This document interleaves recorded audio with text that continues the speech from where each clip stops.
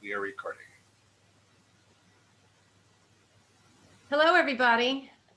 Today is February 24th, 2021. I'm here with the Techspressionism interview series, where artists record artists, sort of in the spirit of the Warholian magazine back in the 90s.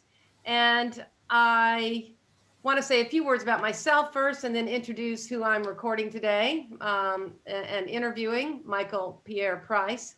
I've been in digital media for about 30 years, all accidentally. And just briefly, my whole content and world is about a mix up of digital, secular, sacred, and all about Americana, one big mashup. And I do find that I have a lot of crossover here with Michael, and I'm very excited about interviewing him today. He actually interviewed me a couple of weeks ago for this same Techspressionist interview series, and we had a lot of fun. So I'm really looking forward to it. Before we begin, I just want to introduce Michael Pierre Price. I'm going to read a few paragraphs about him. Really fascinating man. Michael Pierre Price was born in 1954 and grew up in Northwest Indiana amid the towering presence of oil refineries and steel mills. He earned a degree in physics, did 3 years graduate work in theoretical astrophysics, and has been published in the American Journal of Physics. He left academia to pursue a 30-year career in game design. Michael has worked on more than 75 games and entertainment products, including a number of high-profile titles like Dungeons and Dragons. While in his 30s, Michael began an exploration of his Native American roots. This led him on a spiritual path that eventually took him into Canada, where he was able to spend considerable time learning from indigenous elders. His spiritual practices and beliefs are a major influence on his work today, as is his related interest in neuroscience, psychology, and Buddhism. In 2010, Michael left the game industry to start a completely new creative journey as a digital artist. Since then, he has developed and refined a unique artistic perspective. Michael creates his original fine art prints based on his own specialized mathematical and algorithmic digital processes, combining his inspirations from mathematics, physics, psychology, and spirituality. It is an engaging blend of human creativity mixed with mathematical inspiration. Wow. Hello, Michael. Hi, Roz. Good to see you again. Oh, it's great to see you too. Wow, what an intro. That's really something. And I share with you the whole science spiritual cross. That's so Yes. fascinating. Yeah. Michael, just before we get into your work and some other things, can you tell our audience a little about your background? Like where you were born, where you live and practice, some of the things you already said, cultural influences, maybe just add a few things. Sure. I was born in Northwest Indiana, Hammond, Indiana. It's situated right between Gary and Chicago, and it's a highly, highly industrial area. At nighttime, it felt like the skyscape was more like a view of Mordor from Lord of the Rings, because you'd have these towering flames shooting up orange into the sky from the oil refineries, heavy smoke from the steel mills. So it was heavily influenced by the Chicago area, by uh, the Great Lakes, because Lake Michigan, I could walk to Lake Michigan from where I grew up. So it was, Wow. yeah. So it was someplace that I knew that I didn't want to like stay there for the rest of my life. But yeah, that's kind of where I grew up. I currently live in Phoenix, Arizona, which is a very different landscape. Uh, Sure. yeah, so I've been here for about 6 years now. Um, my wife and I moved out here because of a job opportunity for her. And I've always, Michael, I'm going to close my door. I'm going to oh, interrupt you because yeah, sure. technology, they're cars, even though I'm kind of in the Oh, wilderness okay. out here. I'm going All right. to close the, No just problem. 1 second. Yeah. So you and your wife moved out there and you've been there how long? About six years now. And the desert landscape is just gorgeous. You know, until we moved out here, the desert always felt like a forbidden place. And what you realize is that the life around here survives and thrives in spite of the harsh landscape. It's so different than the lush Midwest where I grew up, outside of Northwest Indiana, that is. Yeah. And so, yeah, so that's where I am right now. In terms of influences, I would say my grandmother was one of the probably primary influences when I was pretty young.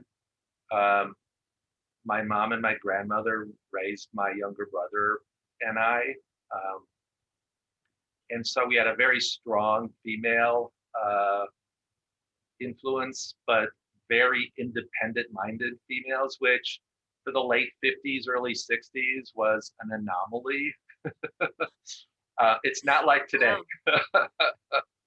Definitely very different. And she was very, very French because she was born in the south of France. So was my mom. And so Wow. I grew up bilingual. So I grew up learning French and English. Oh, may And we? yeah, we. So Yeah. so for me, that was another thing that was a strong influence on me. I've always been very creative and imaginative from a very, very early time in my life. I just remember being fascinated by my inner thoughts, by the world around me, and the fact that my grandmother loved gardening and nature. I got to see things up close and realize that strong connection there. Oh, how wonderful. Yeah, Wow, and how interesting the contrast. I mean, Arizona, the desert, the French, the American, yeah, I still have that Midwest industrial background in my mind too. yeah, Interesting. and so that sense of creativity and imagination led me to want to understand fundamentally the grand scheme of things.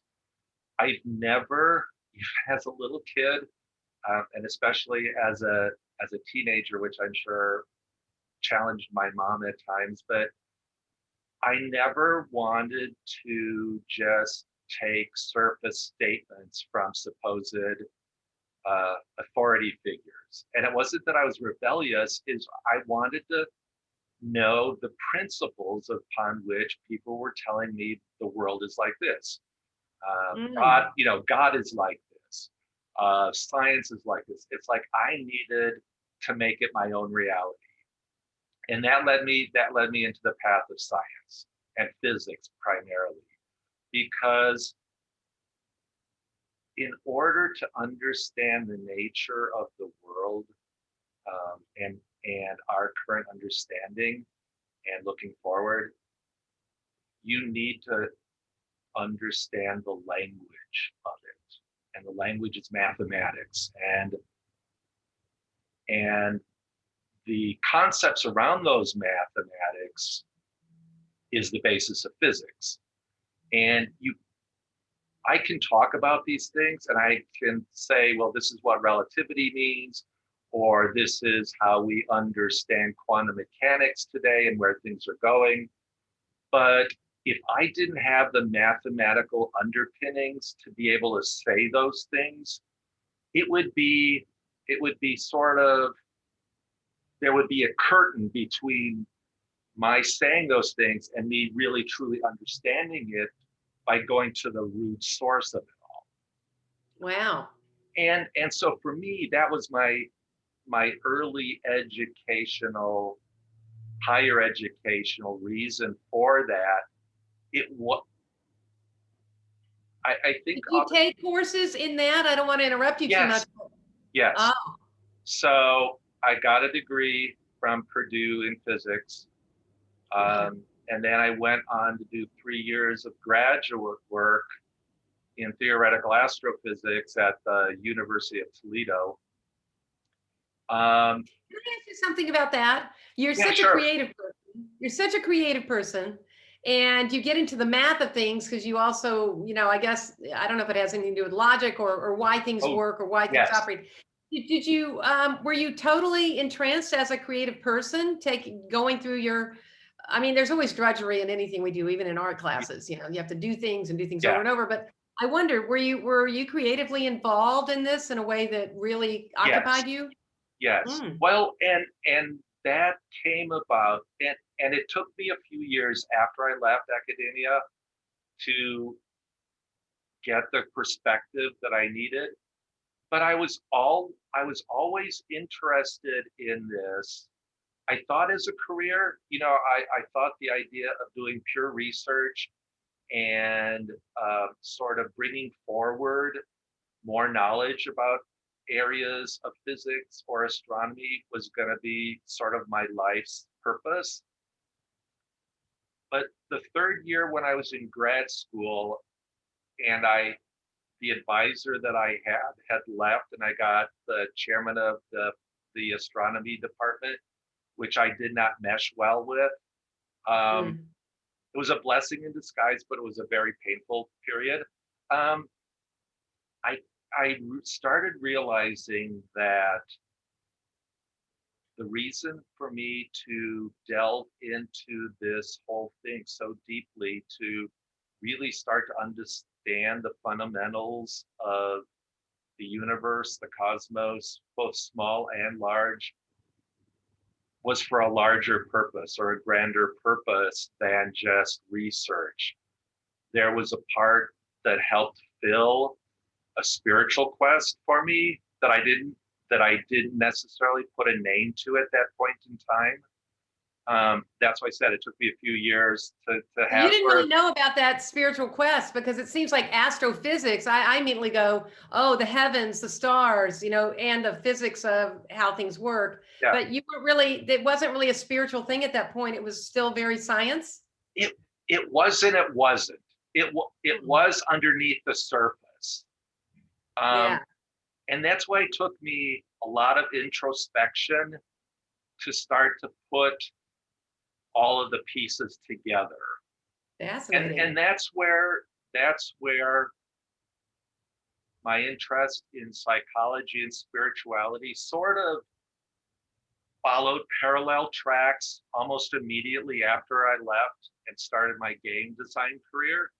I mean, I did a complete switch. I mean, like I probably uh, made some people's heads spin when they found out I went from pure science to working on role playing games and in video games and computer games and such. But there is a natural there is a natural progression, and it's circuitous. Yeah, it sort It's of not makes. linear. It's not linear, but it makes sense as I'm sitting here talking to you today.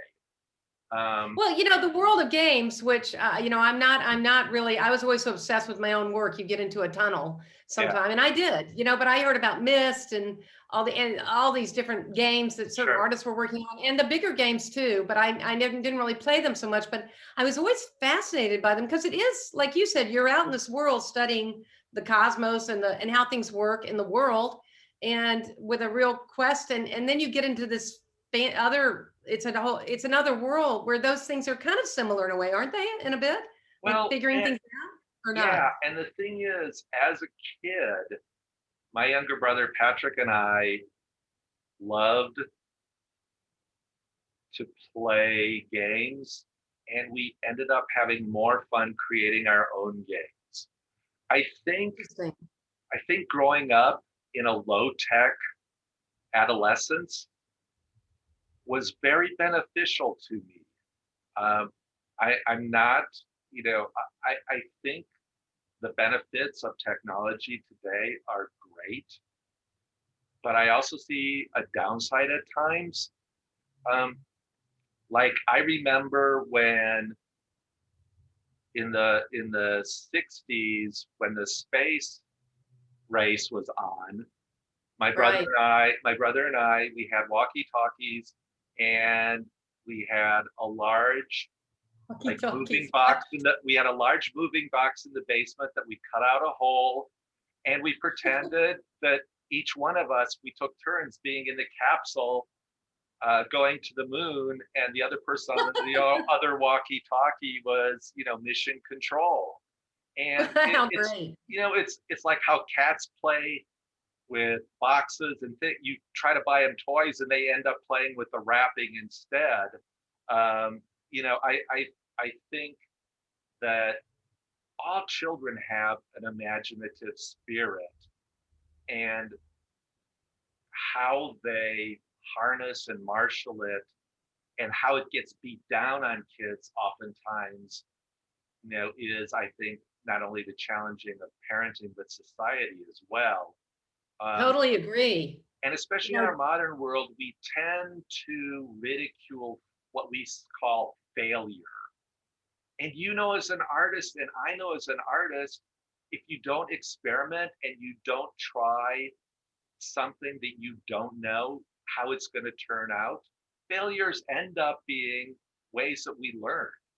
oh, And totally. and Yes. so, I know I'm getting off track here a bit, but Well, you and I could talk about just about anything. One thing I do want to think about is at what point you might want to, because it's so interesting to listen to you.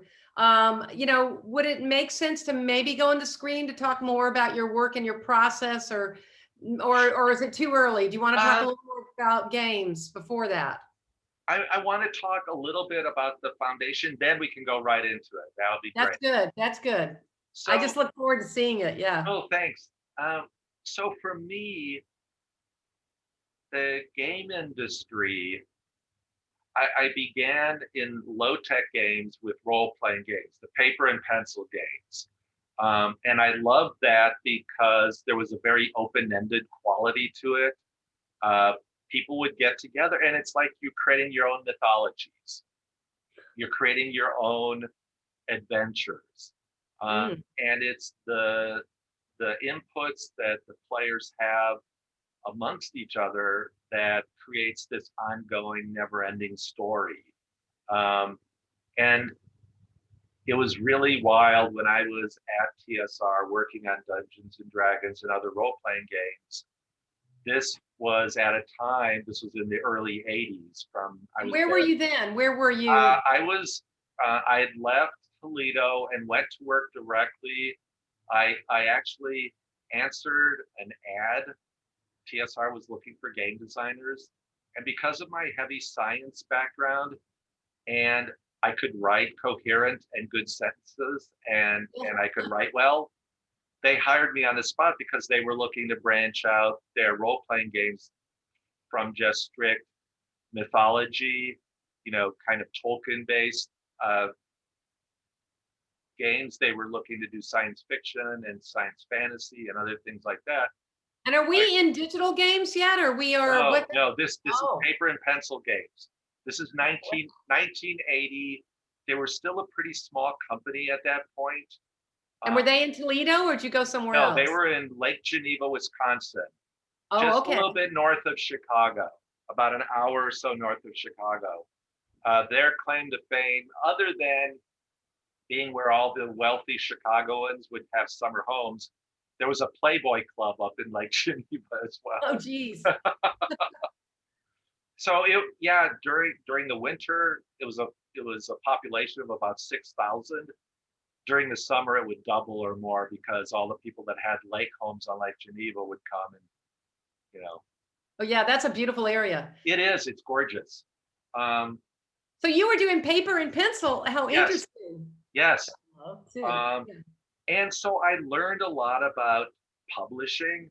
I learned a lot about uh, editing and about what it um, takes to make games. And what's I of course love paper and pencil, but Yeah. I'm speaking about something else. But when you say a paper and pencil game, what is that? Well, it's basically a set of rule books or a rule book that the role-playing games are structured so you have one person running the game, and for D&D they're called dungeon masters. For non D&D games, they're usually like called the game master. And this is like the person who knows the background of what's going on. They set up it's like if you were creating a stage play, this is the stage manager. Gotcha. And the players are like the actors in the play, except they don't have a script. They kind of know the setting of where it's starting, and then they're told to act. And so there are a set of rules in which you follow, that you create a character based on certain properties like their strength, their intelligence, charisma, and things like that. And the game master says, okay, this is the beginning plot and the beginning backstory for where you start. What do you want to do? And part of that, maybe you've met somebody and they've asked you to start a quest, like in Myst. You're given a puzzle, and I mean, it's self-challenging, right? As well as collaborative with others. Yes. Yeah. Yes. Unfortunately, conservative Christianity thought, because of role playing, that and because there were demons and there was fantasy involved, that the Bible said that you're letting in, Satan and all these other. So there was big Yes, there was big controversy at this time. Wow. And I'm not trying to ridicule anybody's belief system. Believe me. Oh, that's all right. I've got the radical Jesus right over there in my corner. He's the biggest rat ever. He would not go for this. No, and a lot of the people who worked there were Christians of one form or another, and so it was very interesting to see the brouhaha that built over time. Well, anyway, the company grew very rapidly, and computer games were still in the very early infancy. I mean, this was at a time where, if you remember the great Apple Mac ad, where the woman throws the javelin. Yeah, the 1984. I'm trying to think of the filmmaker who did that. I know his name, but whatever. That's such a powerful thing. So home computers were going from very DOS-based, text-based hobbyists to now this radical thing called, graphic computing, and this thing called a mouse. So it was in that time frame. I think Ridley Scott, is that right? Ridley Scott, didn't he do that? Or I think he did that ad.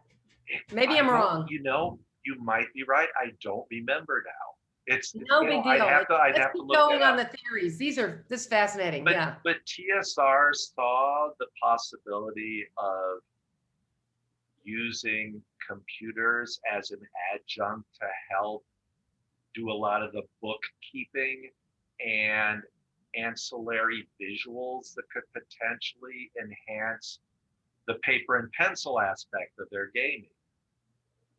So because of my background, I had learned Fortran and basic programming. So I knew programming where none of the other game designers on staff at that point. So they wanted me to start a computer games division at TSR, which I started. It was very rudimentary. And I quickly realized that to do Are we still in the 80s? Are we still in the 80s? Yes, this was 1980, late 82 into 83. Yeah, wow. Yeah. So That's I was working on a trash 80, the good old trash 80 from Radio Shack. That's the computer I was working on. It was all DOS based. It's still the programming. It's just becoming Yeah, more into a new yeah, language of yeah. visuals. Yeah. So that was my first real introduction to working with computers other than as a word processing mechanism, but actually Yeah. looking at Yeah. what computers could do um, in a gaming as a game setting.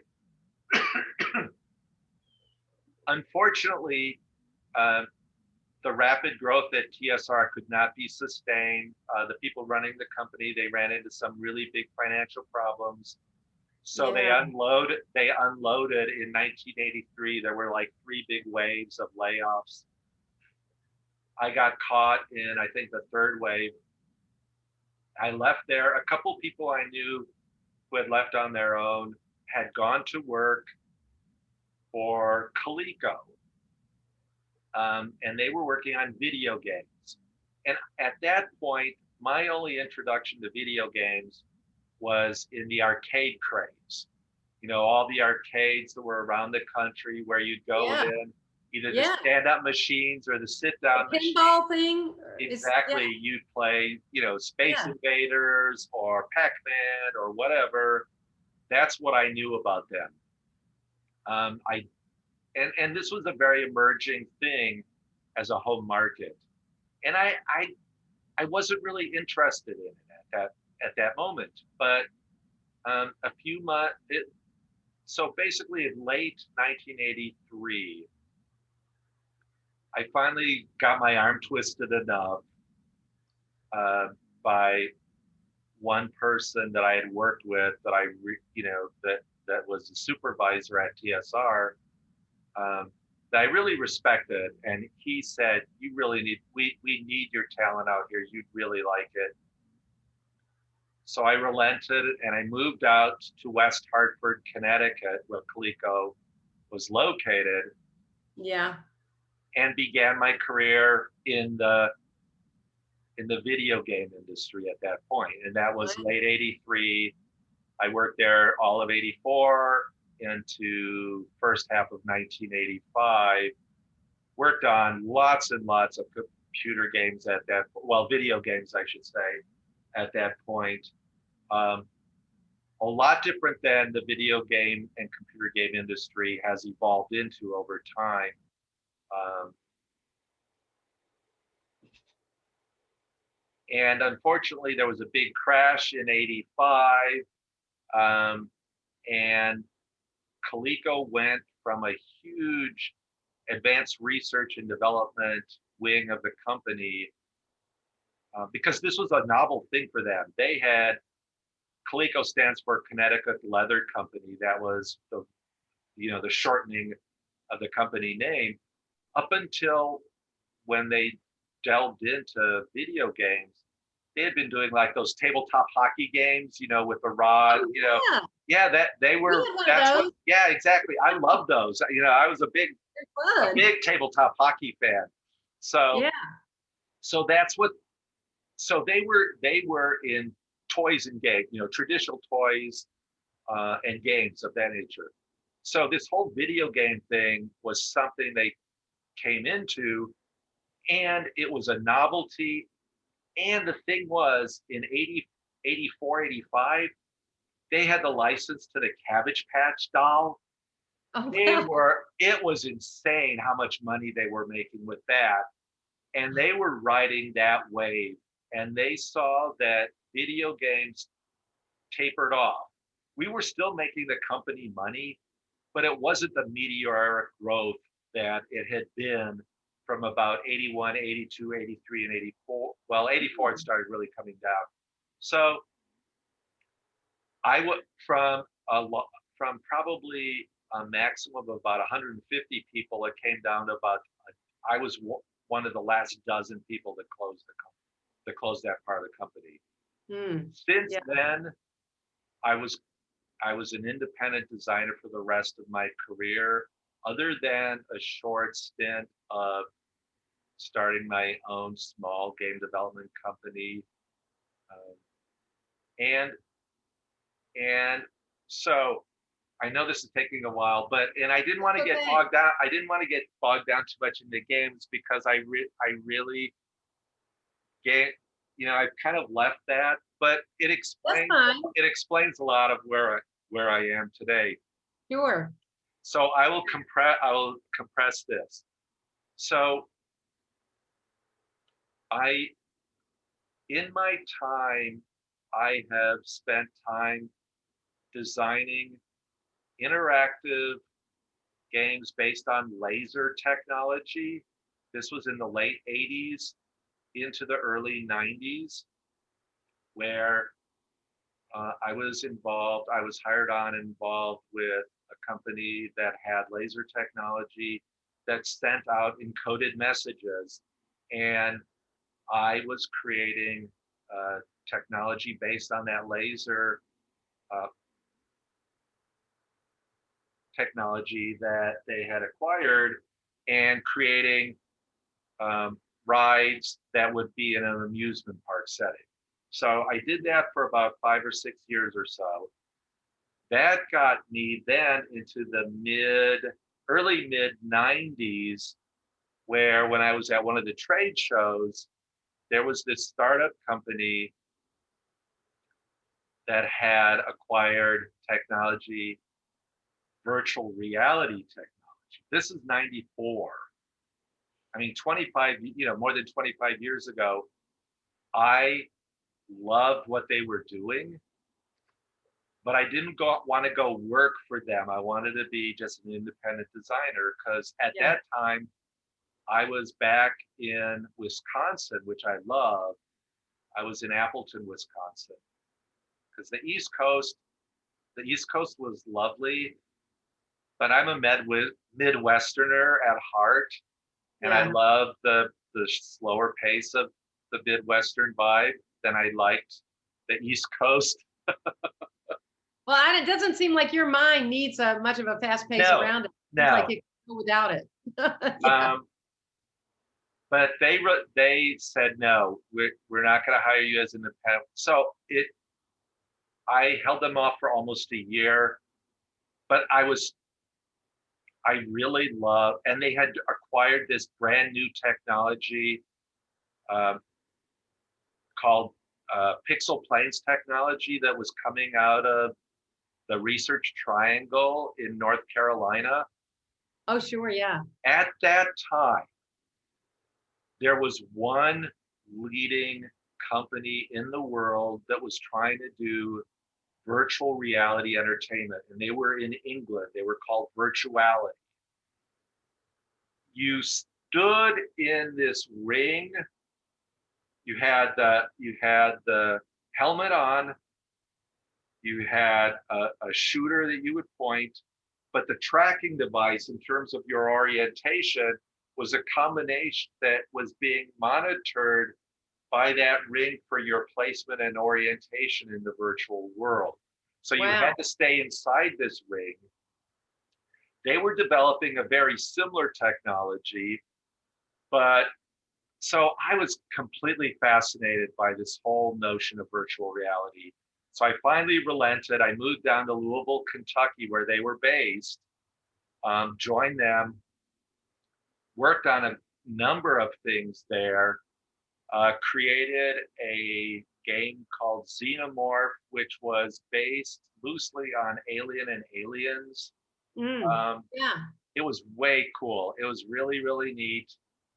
They were licensing games from id Software, the people that made Doom Yes. I and remember. Wolfenstein. So we created a virtual Wolfenstein game, and we were in the midst of finishing up the license to do a virtual reality Doom, but that fell through. Um, but unfortunately, the two people running the company were like oil and water, and it was just crazy. It was just crazy time. But they had hired some brilliant programmers. One guy from Princeton, another guy from McDonnell Douglas, who were really, really cutting edge visualization folks in 3D. we said, let's leave this craziness and start our own company. So we started in 1995, in 1995, we started our own small computer game development company called Indigo Moon Productions. And that lasted for about 6 years. And I have to say, I think that was the pinnacle for me of my game design career, because I got to run a company with a couple brilliant people and a really, really savvy money guy and business guy that helped launch us. And we did games, and the biggest thing that I got to do was a game called Fierce Harmony. It was my own design. It was a massively multiplayer game, which at the time was cutting edge, because in the late 90s, AOL was your like avenue for getting online and meeting other people. It was 28.8K modems were sort of the high end. The 56K modem was, sort of on the horizon. I mean, think about it, Roz. I mean, I was right with you, baby, trying to make graphics, Yeah, so I mean, it's crazy to think about what we were trying to pull off at that time. And yet it was fascinating. It reflected the digital world that was coming. I mean, for all of us in that, you knew you were going somewhere, but we're making it happen. Yeah. But the .com crash killed our company, because we were in Louisville, Kentucky, and not in California. We did not have the close relationships that we needed to survive. We had a deal with Mattel. Mattel broke their whole games division and decided they just wanted to be a licensing company. We had a deal with Hasbro Interactive. They got bought off by a French company called Infogrames. Our deal with Hasbro International went down the tubes, and we just didn't have the financial underpinnings to keep the company afloat for the length of time to chase the money that we needed to chase. So that was the hardest part of my life, was trying to make a company still solvent. For a year, myself, the two other programmers who started the company, we did not take a salary so we could pay the people in our company. It just wasn't enough. So we had to close shop in 2001. And that was devastating. For me, that was really devastating, because other people were really. I'm going to say something. It's interesting how much it affected. I mean, I felt in New York City, working at the World Trade Center for off and on in commercial and fine art, it was the towers, but it was also for those of us who were in the vanguard of this emerging, fascinating, almost exhaustingly exhilarating point in time, to have it crash because of financial reasons, business. We didn't got ahead of itself. But to crash in the middle while you're on the way to orbit is tough, but it's coming back. But I'm listening. Sorry, I just wanted to interject that it obviously affected way beyond New York City. Oh yeah, it affected so many. I knew it did. The creative people were the ones that ended up getting affected really, really, rather dramatically. And it's taken a while to, sort of get things back. But anyway, so I tried looking at other avenues to dovetail what I had learned and the experience that I had in gaming, and seeing whether there were ways to merge with business and taking the internet in new ways where gaming could be part of that. Mm-hmm. I was ahead of my time, unfortunately, because it's taken a while for those sorts of inroads to legitimately be made. Yes. And I just got tired. I got tired of not having the creative control that I wanted. Right. Because I don't like doing the same thing over and over again. I want to break new ground. I always want to break. And that's for me personally. Once I've done something and I feel like, oh, I've really explored this really deeply now, it's time to go on and do something else. I might take what I've learned from that but I don't want to keep doing the same thing. Oh, I Yeah. don't want to be a one-trick pony. I find that what the lessons learned, I need to move on. And so finally in 2010, I said goodbye to my active career in trying to, either do game development or look for those sorts of avenues. And I ended my consulting business and said, I'll die if I'm not a creative person. So that's where my art career began.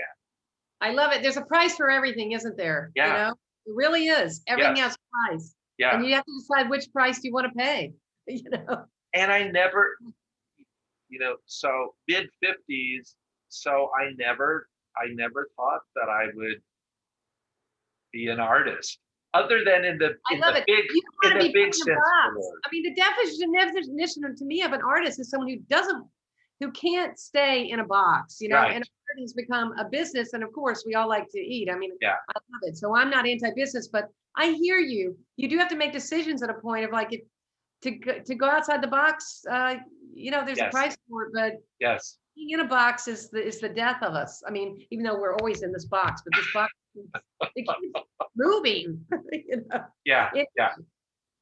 All right. So I realized there's a lot, and I covered more on the well, I guess I wanted to cover more on the technology side because of Techspressionism, and I wanted sort of people to understand that this is a diverse group of artists that's worldwide, and we've each come to this point of being part of this larger community in very diverse ways, in very different ways, but there's a thread that's connecting us all, and I find that fascinating. Yeah, it's exciting, and we don't really, and like the other things we've been a part of, it's defined loosely enough. So we keep, as Colin said, Colin Goldberg, who started this whole thing, with Patrick Lichty and others, that it seems to have a certain openness to see where it goes, and that's right. It's not been defined by technique. It's by an approach. It's by sort of that mindset of how you use technology and how technology is part of your artistic expression. And your expression and your emotions and yes. yeah. And so for me, there's not an orthodoxy. I think we're all finding a resonance here from our own perspectives. It's very fractal to me. It's and there's a lot of the stories and how even spiritual or digital. I mean, at least that part interests me a lot, and that's only one sector of Techspressionism, but that is emerging as a part of it. Yes. Where we try to seek meaning in this digital ether and in the cosmos as a human being. Yeah. So precisely. Shall we look at your okay. Yeah, no, it's been great. It's been great to hear all about all this. Yeah, it's a great. All right, so let me delve into this here.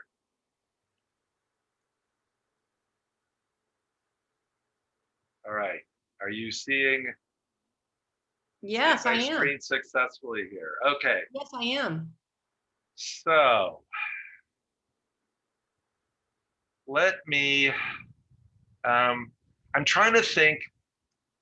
So one of my very earliest influences, getting back to that, for me is really important. I was about 11 years old, growing up near Chicago. I finally got to go to the Art Institute in Chicago. And my grandmother, being French, she loved the Impressionists. And so the Art Institute has a great area of Impressionist art. So I loved going to there, but as we walked around, I saw this Jackson Pollock. I knew that was Jackson Pollock. Well, wait, that's not an Impressionist painting. No, I did at 11 years old. I didn't know who Jackson Pollock was. I had never seen a Jackson Pollock painting to that point. Yeah. We walk into, I forget exactly which room it was at that time. This was like the mid 60s, probably about 66 or so. I was captivated. There was something about this piece that spoke to me. I didn't understand why, and it's taken me, I at the time, but there was something about it that completely drew me in and enveloped me at the same time. So I just wanted to share this No, it's wonderful because tie-in with Techspressionism yes, exactly. Yes. yeah. So for me, this was a really defining moment for me, even though artists and all of that seemed magical in one level and never thought that I would have any connection to it other than the sense of beauty. But I saw this as beautiful, but I couldn't elucidate why that was. And then I came across another piece, Oh yeah. this Mark Rothko, that Beautiful. hit me like a wall. It's like, why is this a piece of art? I didn't understand it at all. This had a completely different effect on me. But I remember it. This is the thing that's so fascinating. From that time, other the Impressionists, that Jackson Pollock and this Mark Rothko stayed with me for very different reasons. Well, it's interesting listening to you from the very beginning. You were imaginative, you were creative, and yet you also had this mind that liked how things work. So it's really, Yes. in astrophysics, it's interesting that these pieces, which have a huge kind of aura of mystery, in Yes. the Yes. Yes. unexplainable, it's interesting. Yeah. So here's an area that I know I'm not getting to the art yet, but this is an area that will get us there. Yeah. This whole notion of fractal mathematics is an area I've delved very deeply into. Mandelbrot and the Mandelbrot. It's very part of my work, but it's part of nature. So when we lived in North Carolina South Carolina for a year because of my wife's graduate work. And there was this bridge where it was like the other side of, I think it was a levee or something like that, where the water was at a lower level and is rushing by. And I decided there was this area that I decided to take photographs of. So I'm going to just step through. These are each about 30 seconds apart from one another. But it's the same spot that I'm photographing. Mm. And you see these formations happening over time. And you see this area down in here in this lower left hand. It's almost like a wave coming forward. And in this area, there are these like bubble areas happening. And you can still see this wave coming in. And then it starts to recede. And the bubbled areas sort of take over. This whole thing of turbulence is an area of mathematics called chaos theory. Wow. And to me, this is very fascinating. And fractals are a subset of chaos theory. And there's a famous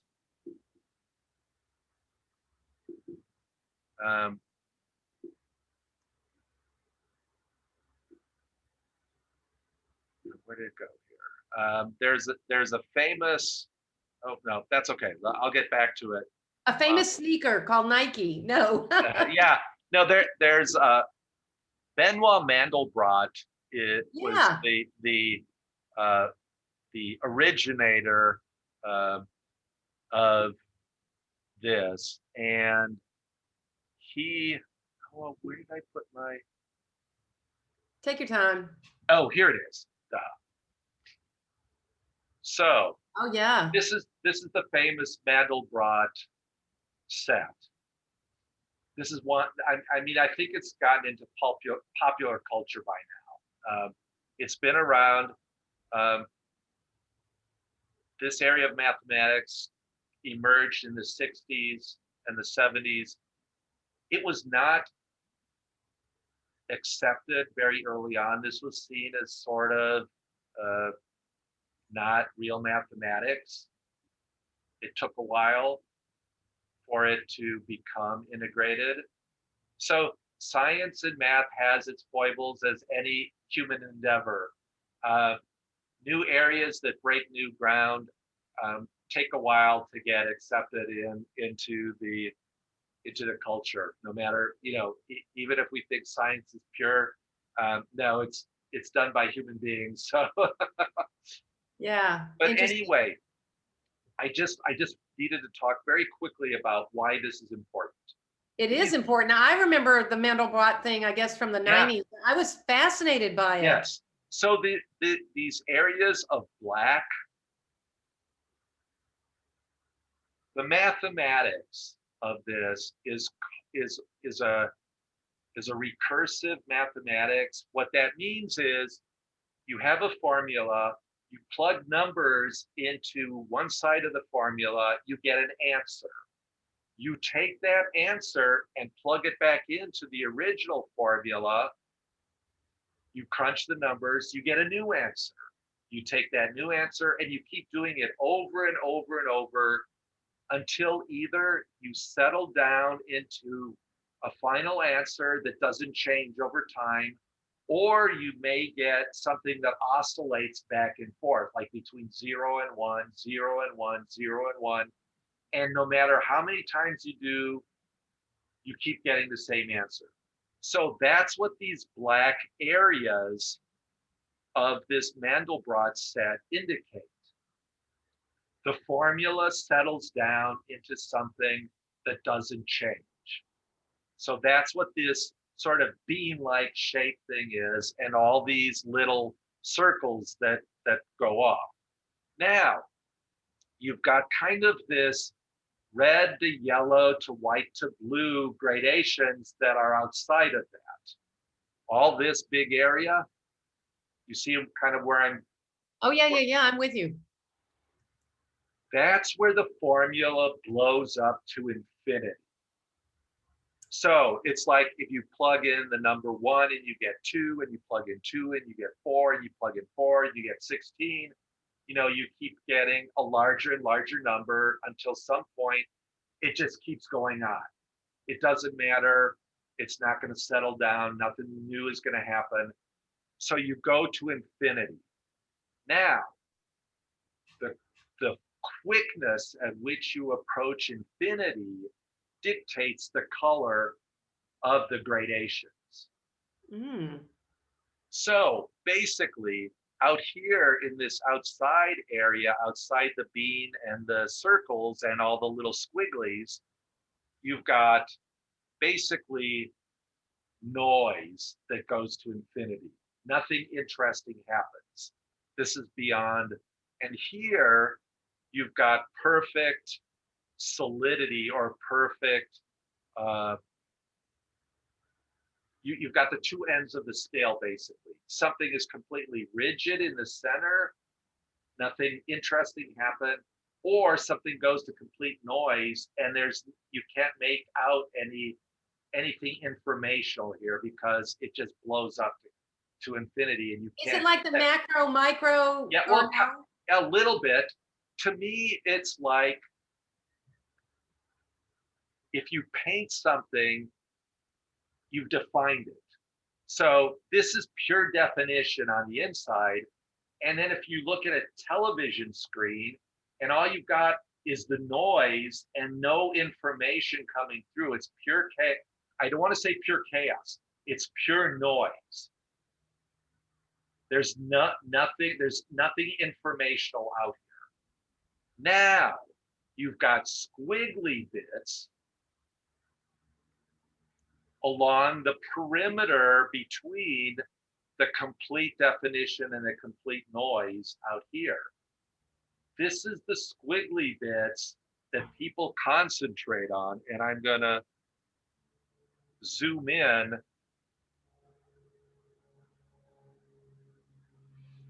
I'm fascinated. See, I get the big concepts, but I'm not the scientist like you. You're the one who really understands how it works behind it. So we zoom in, and now I'm zoomed in. I'm looking at my screen here. We zoomed in nearly 400 magnification levels from where we were.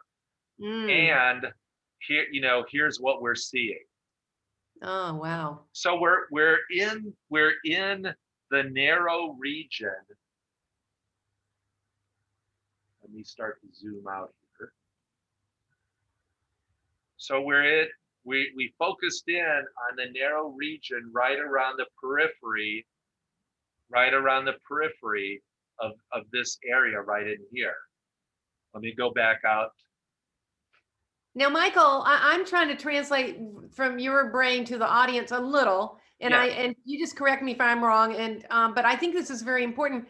To me, I've always understood something about that when you look in deeply, that it's replicating the same. I don't know if people are understanding, yes, but it keeps making the same thing over and over and over. It's not the same thing. It isn't? It's similar. Oh. There's a notion here of self-similarity. Oh, interesting. Okay. Self-similarity says that you see similar structures reappearing at different levels of existence. So think of tree branching. You have a main trunk, then you have larger branches coming off, smaller branches. They're not completely identical, but you can look and see that V structure that branches off to another branching off to another branching off. That's a fractal quality of nature. So for me, conceptually as an artist, these squiggly border areas that are considered the boundaries of the fractal, that is where life exists. Literally, where our lives exist. Where nature. Our lives. I thought you said light. Our lives? Lives. It's okay. where nature exists. Because think of it. If you think of evolution and the truth of evolution, life is experimenting at a genetic and at a practical level, testing out new modes of being. If it's successful, those genes get passed on. If they don't, they either wither and die into this black area, or they are not successful at all and basically go out into the noise of something that was tested but gets thrown off. And makes you wonder how humans, where are we in there? One little teeny dot on the edge of one of those things, and how are we doing? I don't know. So anyway, that's my thing about fractals. So where does that bring me then to the art that I wanted to share? And here's one example. So this is I took some screenshots just to kind of move through this rather quickly. This is from a 3D fractal program called Mandelbulb 3D. I know a number of Techspressionist artists use this program because I've seen their work. But for me, again, I like using this as a metaphor to help people think about, other than the abstract quality or the coolness of the shape, is think of this as an eyeball. This sphere is an eyeball. And these are nerve bundles or muscles around the eye. So if you think about the anatomical drawings that we've seen of eyes and what eyes look like, and over here might be where the iris is, or the front part of the eye, and this is the back part where the retina is. So as I look closer and get more detail of this, what happens is I'm now getting my camera in this 3D simulated cyber environment of the fractal world. These bundles now that you see that are sort of arching away, they're actually enveloping and going behind my camera. And I'm seeing closer into bundles inside of bundles. So as Wow. I go in another step closer, now I'm seeing that there's a double spherical hollow core to this fractal. And if you can see, there's sort of like a center column here, Yeah. and you see like these fibrous things coming off of this center core. If I get closer, now you can see the center core better, and you Yes. see kind of what I'm saying. Look at this very, very center piece here. It looks like there's some horizontal striations. Can you see that on screen? Yes, I can. I can see it. Okay, I'm going to zoom in a lot closer now. That's what that center part is. Now, Wow. here's what's cool. All of this detail is in the mathematics of creating this fractal. And Wow. that exists natively as a text file. And it's only when I go and say render out on a pixel level, show me what it is that the mathematics is telling me. It's kind of, have you seen the movie The Matrix? Yes. So like when they're looking at the streaming data in the Matrix, and they said, they can kind of tell what the 3D world is actually telling them by just looking at the stream of data. It's a similar sense of when programmers look at their code and they can tell kind of what they should see from that code. Wow. So to me, when I start looking at this, now I'm looking at what looks like nodes that could be like a neural network. Yeah, totally. You see what I'm saying? Oh, So I'm yeah, going to it's look there. I look a little closer now, and it looks like if you look at simulated neural nodes of our own brain system, as models for our deep learning, our AI of simulating a human brain, we're starting to get something that looks on a very crude level that type of system. So I'm going to go in a lot deeper now, Roz.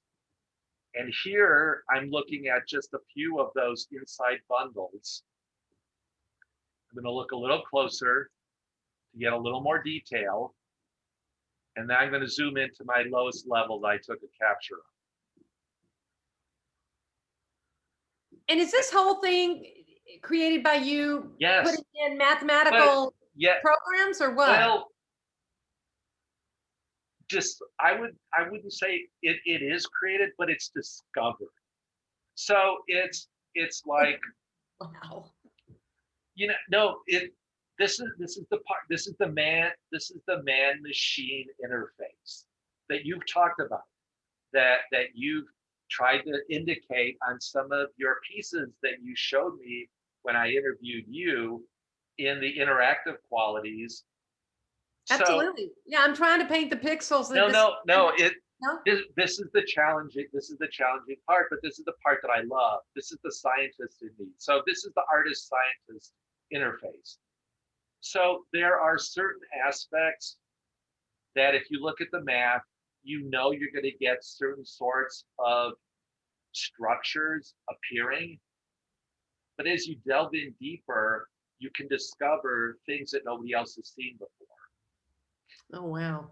And as an artist that I don't want to create tech demos. I don't want, it took me a while just to explore fractals 2D and 3D to start to understand it innately. And I didn't want to leave it there. So I want these to be inspirations for larger pieces that are conceptual in nature, and not to say, there is a G-wow factor in these things. And I'm not satisfying leaving it at the G-wow factor level for me as an artist. Mm-hmm. I want this to be a source of inspiration. So what do I mean by that? A couple years ago, I know we're running out of time, but I'm sorry, I don't mean to be distracted. I just have to keep an eye on it. Okay.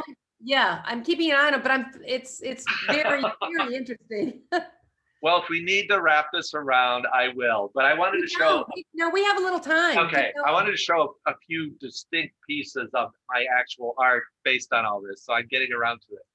So in 2018, I applied for a artist call for a show that was called The Art of the Cosmos. It was an international show that was tied to, or was going to be tied to, the 30-year anniversary of the launch of the Hubble telescope.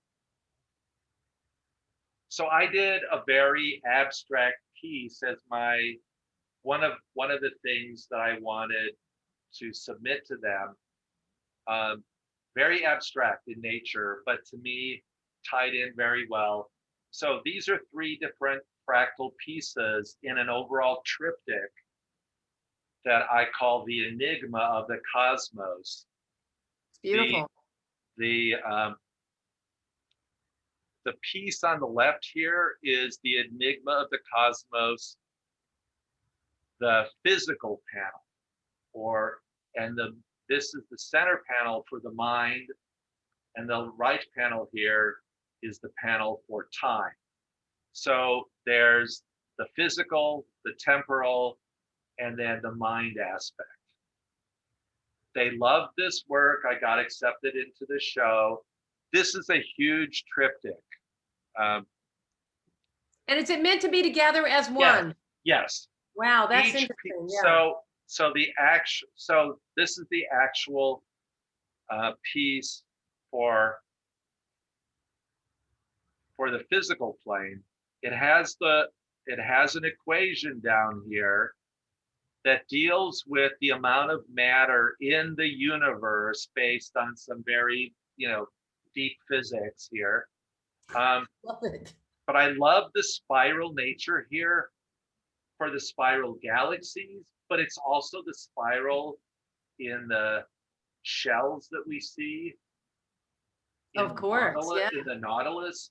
It's also the spirals that we see at the subatomic level.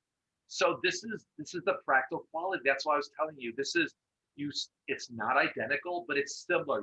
So as human beings that like to see things on a symbolic level, it's easy for me to talk about this and say, I wanted this to stand in for the enormity of the galaxies, but at the same time, the enormity on the subatomic level as well that exists in nature.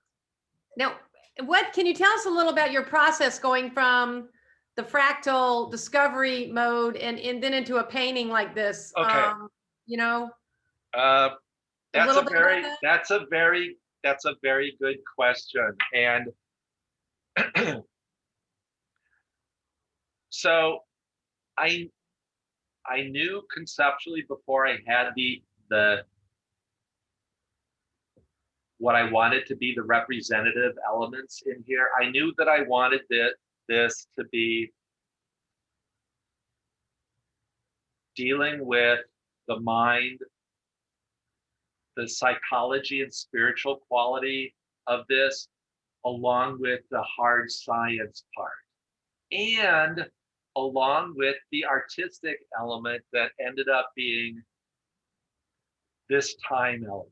So let me start here, because this was an interesting piece. It has kind of a Dali-esque quality to it, It does. but it's a fractal. It's a fractal based on, believe it or not, this 2D grayscale image. This is the timepiece that I entered into the 3D fractal program. Really? Yeah, Now, this is helpful to see. that created this. Oh, So if you look at it, I'm zooming in on the piece here, so we're only looking at a small piece. But I you see can it. see the warpingness of it, but you can also see the Wow. timepieces being scaled down and morphed into smaller and smaller pieces. They're interwoven with one another. Oh my goodness. This is so important to see this part. Yes. Wow. This piece. I do say wow a lot, but it is very well. So what I had to do is I had to take the raw fractal Oh man. and make it artistic. I had to get the colors that I really liked. Okay, so the color is your own kind of subjective, what you want, what color you want it to Well, be. No? yes, but at a macroscopic level. So this is the thing. This is kind of like I've told people working with fractals is like trying to rein in a bunch of wild horse. Like if you're a stagecoach driver and your stagecoach is running, or if you're a chariot driver, you're trying to maintain the horses. So the colors are sort of built in on one level that you can play around with, but it's not the same as if I went in and brushed in the colors. I can do some brushing in, which I do, but it's on a very, very small scale. So you learn to do these things over time. It's like if you're an airbrush artist and you learn how you do different techniques of how the nozzle works and what kinds of, you block part of it. Any artist for any medium you're using, you get tricks of the trade. So this piece is actually 34 inches across, 55 inches tall, and then it's got a 3-inch border around the 3-inch black borders built in. And what is that material out on the physical world? What is that? This is a print that I printed on paper. Yes. Okay. So like what Colin does with his printer. I don't have a 44-inch printer in my home studio, so I have a studio that I go to where I use their Epson 44-inch printer.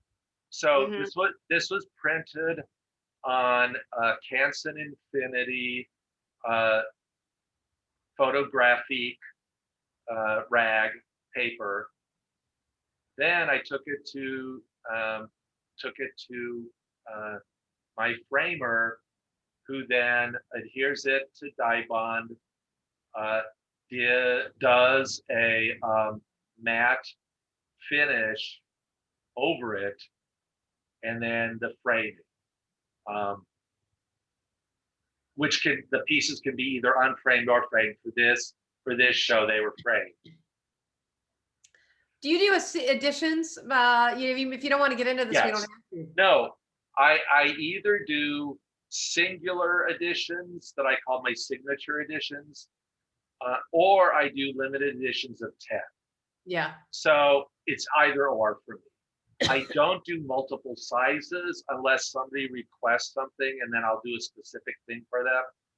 For me, because prints are my native medium, I don't want these to be commoditized, excuse me, where Like you could get them like a 10 different sizes. So I like the intimacy of me printing all my work, which I do. Great. This has been really seeing this part of it. Like there were times when you were interviewing me, you went, "Oh, that explains what you mean in your diamondscapes when you go inside the painting."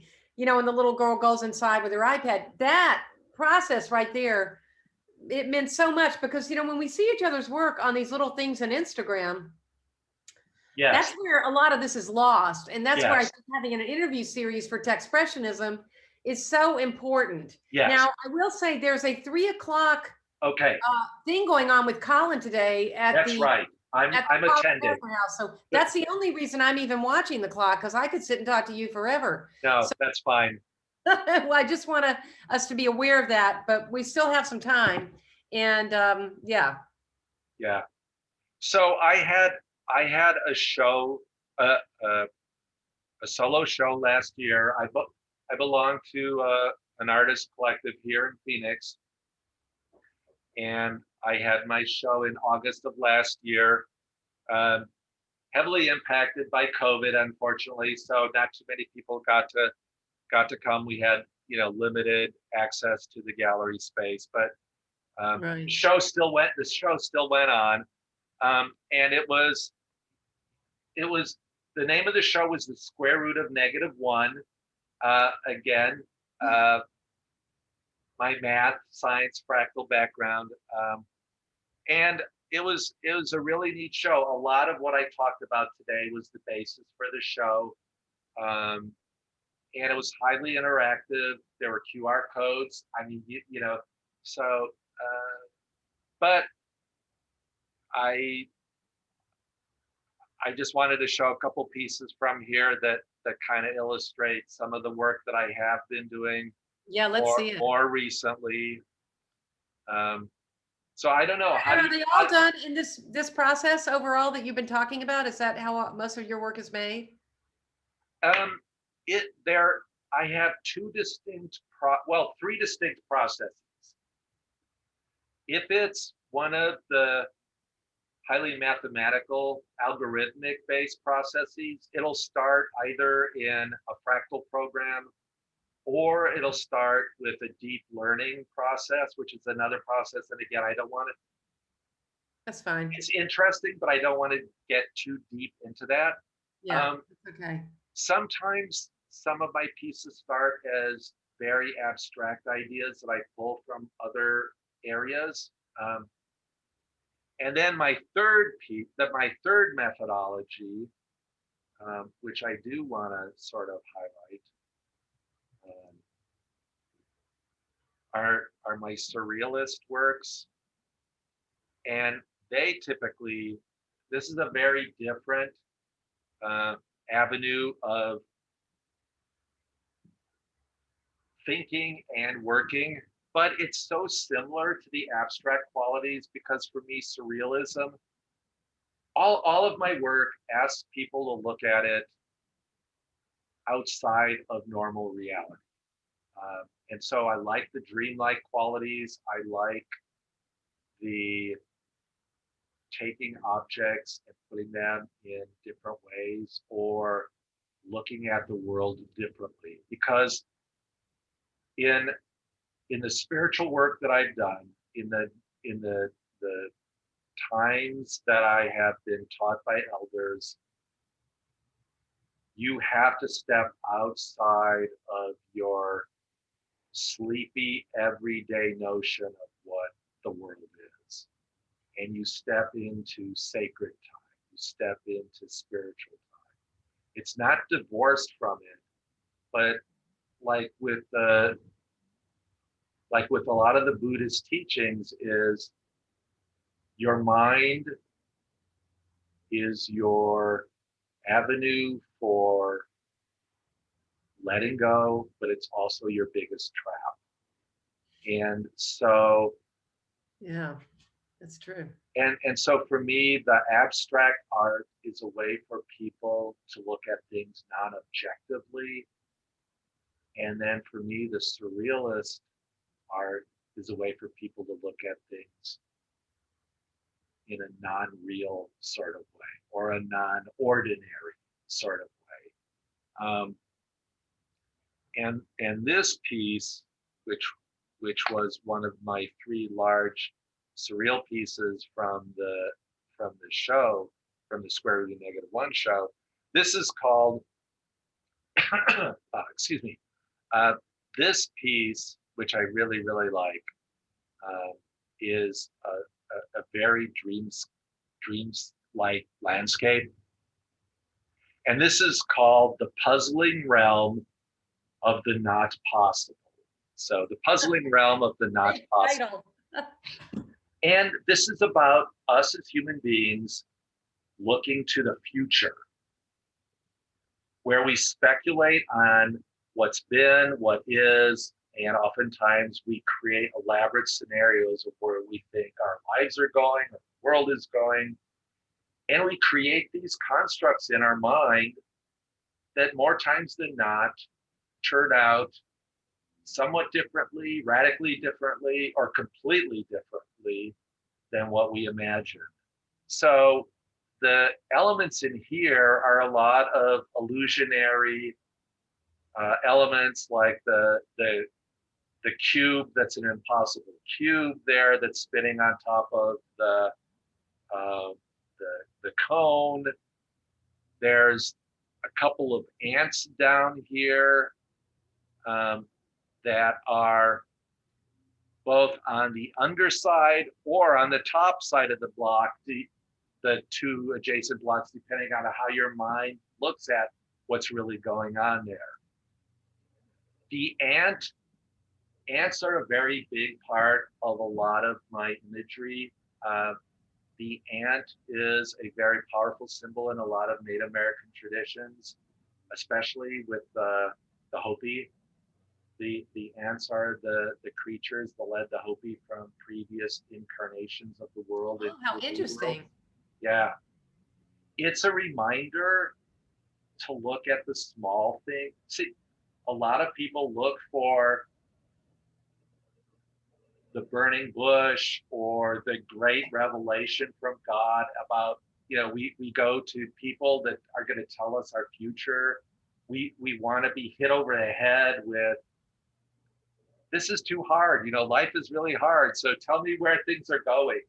Yeah. And so we look for the big signs. We want the lightning strike. We want the eagle flying over the head that brings the big revelation.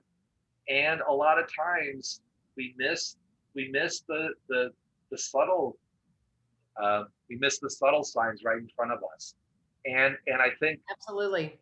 So for me, that's a very humbling lesson, and one that I always try to remind myself about. So this was one of those things that I took a lot of references from previous artists and things that tie into science and our human nature and psychology, and so that I created this piece. So let me finish up with one more, and we can wrap things up the way you would like to, Roz. We can, like I said, tie things up. So one more surrealist. We should end with an ant today, probably. We should have a little ant. Well, there are ants in this piece. So I'm working on my September solo show for this year, and I'm creating 13 pieces that are going to be in this show. 3 surrealist pieces are going to be, again, anchoring the show. But in this show, you're going to get to experience how the show evolves and unfolds for you, depending on whether or not you start by traversing the show in a clockwise or a counterclockwise way. And is this something you'll observe, or are you going to set this out like a game? The layout in the gallery is going to be laid out so that you have to start either walking around in a circular or counterclockwise way. This feels a little like game storytelling. Yes, it is. And so there's a mystery involved here. The story unfolds either from a microscopic to a macroscopic level, or from looking at the big picture down to the microscopic level. Mm. So if you start big picture and start looking smaller and smaller, smaller, how do you view the work that way? What does it tell you? If you look at the very small piece and then as you go around larger and larger and larger, how do you experience the exhibit in that fashion? Wonderful. Yeah, so this is challenging for me as an artist to It's make that work. Yeah. But so this is one of the pieces. It's called The Gathering. It's very symbolic. It's not finished yet. This blackbird up here is going to be in the show and throughout the gallery pieces that are in the exhibition. You can see there are some ants down here. Come crawling out of the ground. Sure. There's 2 ants over here. The snake is another one that's very symbolic. Oops, sorry about that. In my work.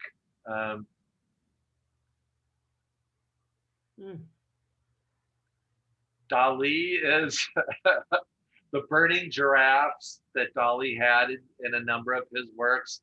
I had to pay homage to Dali since Dali's a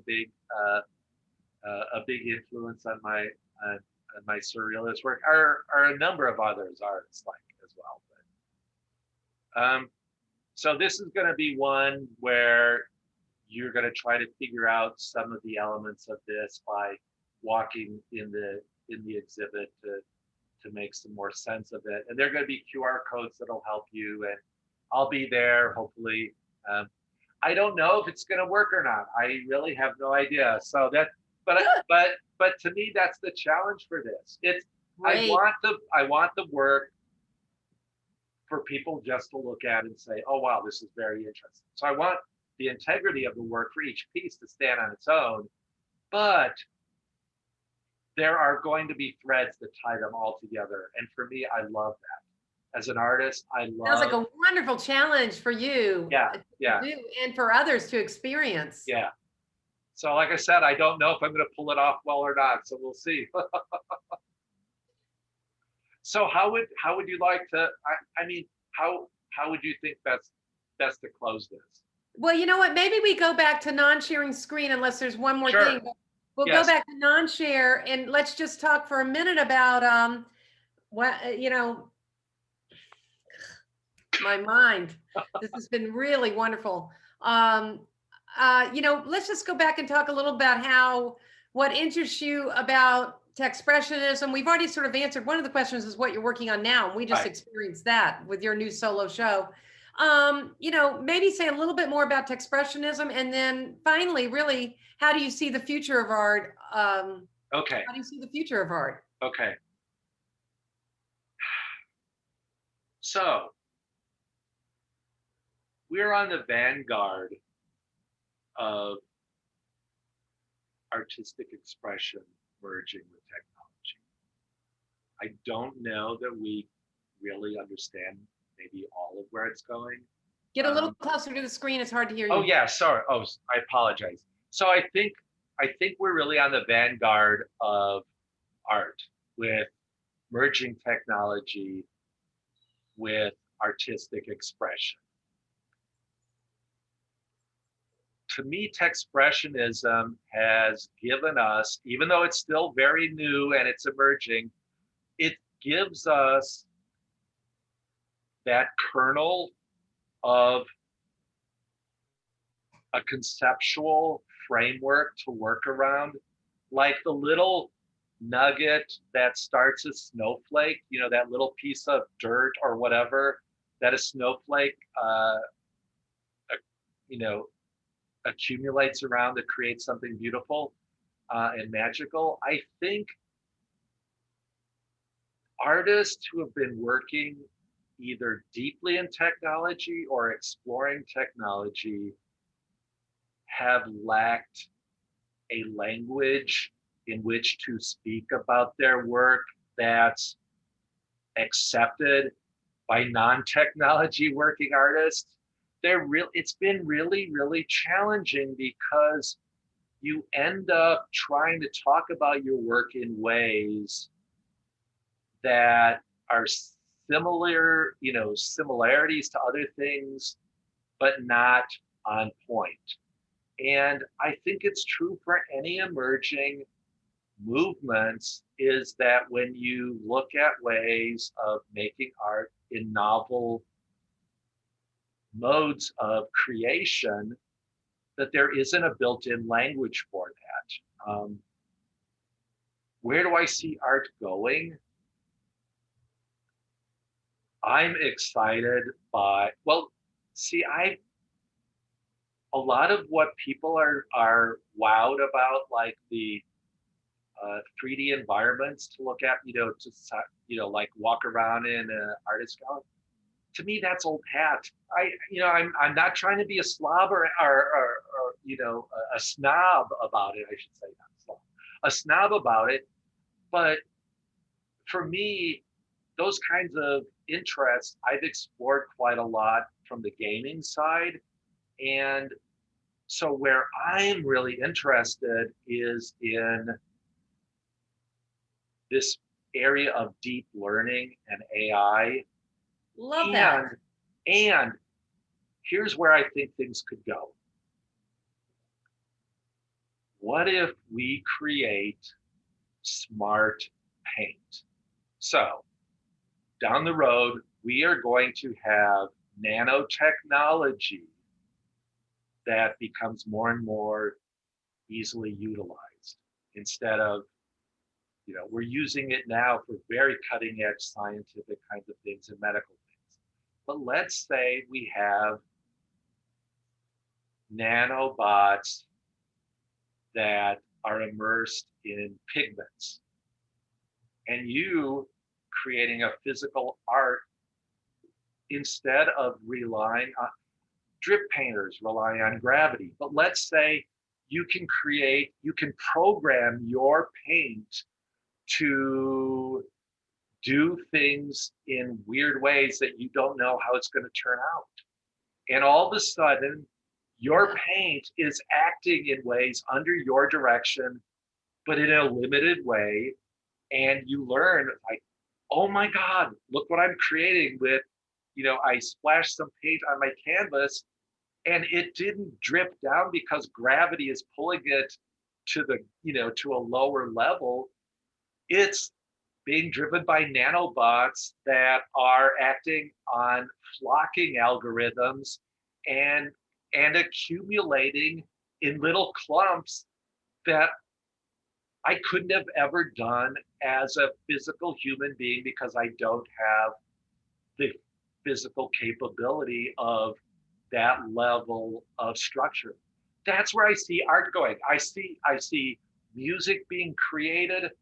We are looking, for instance, I know this because of my connections in the gaming industry.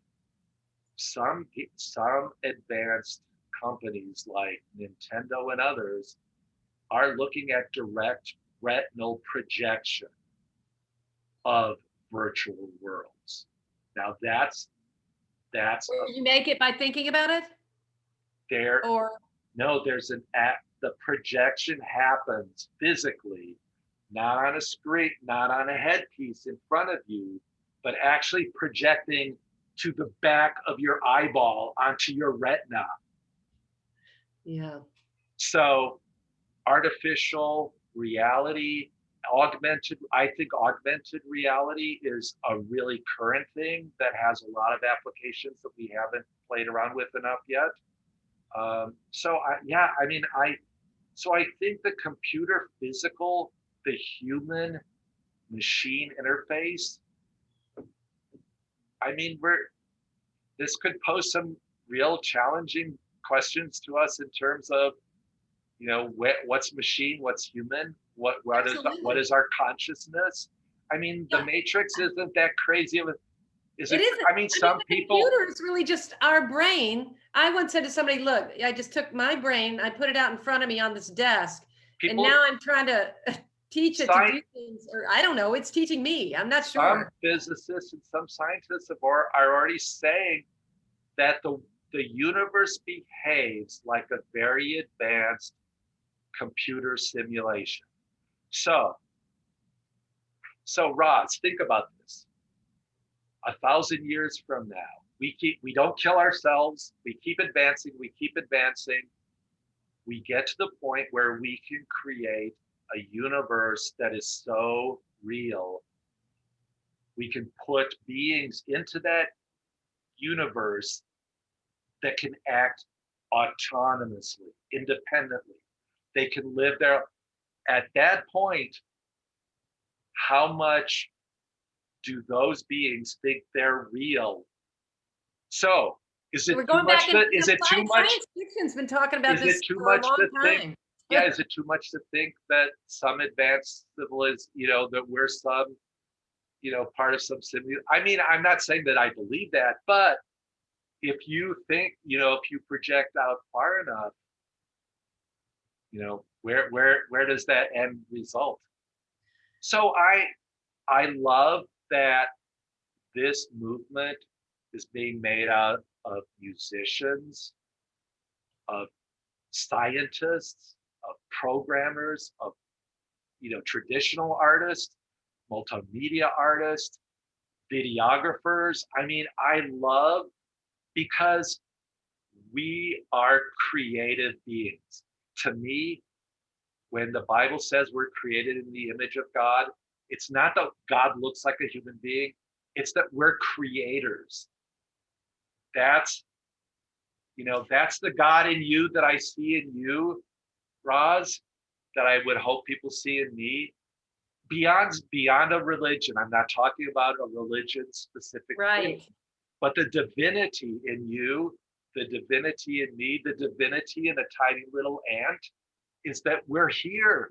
Oh my gosh, like And I creation want to also is. say, I love what you're. We'll have more conversations, but bringing back to the ant and the indigenous, Yeah, is that we also have to remember, and brings it kind of back to Techspressionism, the community that the ant, as brilliant as each one of us can be, there is a collective humanity, and how we work together and treat each other, yes, and how we share what we're learning. And it's not just the great and yeah, mighty creator, but it's also the humble exactly. ant. Those ants, they've survived all these Yes, years because yeah, they work together somehow in some yes. incredible way. you know I so That is such a good point, and it's backed up by the indigenous languages speak of other beings in relationship, familial relationships. So yes, things that we see as things, they see as connected. And I think that hits your point right on the head. I love it. We've gone through math and science and spirit and possibility, and what seems impossible but possible. And it has been just such a pleasure to interview you today. And I thank you so much. I think we better wrap it up, but I know we're not going to wrap it up. I'm But we're so going to say goodbye long-winded. for I now. can't speak short sentences. Sorry about that. You're absolutely. It's been really a wonderful experience. I appreciate you, Roz. I love our connection, and I think it speaks to the bigger one. So yeah, I do too. Thank you so much. thanks, Roz.